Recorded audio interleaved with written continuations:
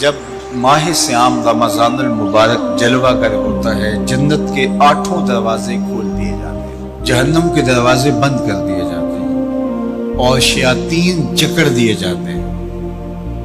اللہ جل شانہ اس موسم رحمت میں خاص عنایات اپنے بندوں پہ فرماتا ہے۔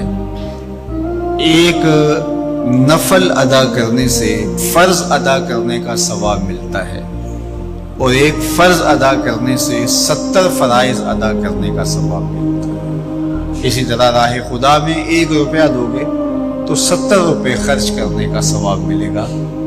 اسی طرح باقی نیکیاں بھی جتنی بھی ہم کرتے ہیں، وہ ایک نیکی کریں گے تو 70 گنا اجر ماہ سیام میں ہمیں نصیب ہوتا ہے۔ اس لیے اہل ایمان کا یہ طریقہ ہے کہ وہ اس مہینے میں کثرت کے ساتھ تلاوت کرتے ہیں، کیونکہ ایک مرتبہ اگر قرآن مجید پڑھ لیا تو 70 مرتبہ قرآن مجید پڑھنے کا ثواب نصیب ہوا۔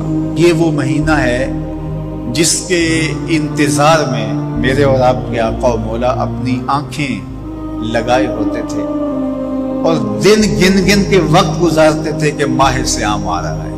تو اس مہینے کا عزت کے ساتھ، تکریم کے ساتھ، اعزاز کے ساتھ استقبال کرو۔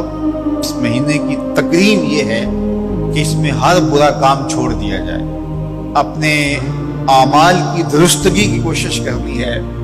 صلاۃ التراویح مسجد میں نہیں آ سکتے تو گھروں میں پڑھ لیجئے، جس طرح بڑی عمر والے لوگوں کو، بیمار لوگوں کو کہا گیا کہ آپ گھروں میں پڑھ لیں، بچوں کو کہا گیا، لیکن چھوڑیے گا نا۔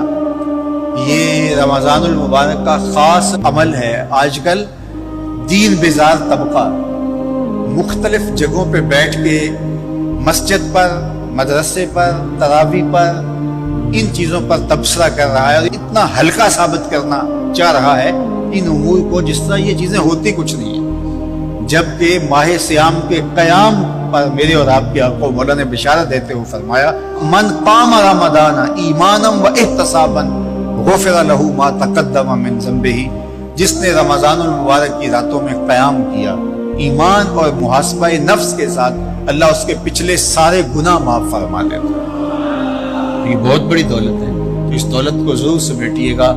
اللہ آپ سب کو اپنی امان میں، اپنی حفاظتوں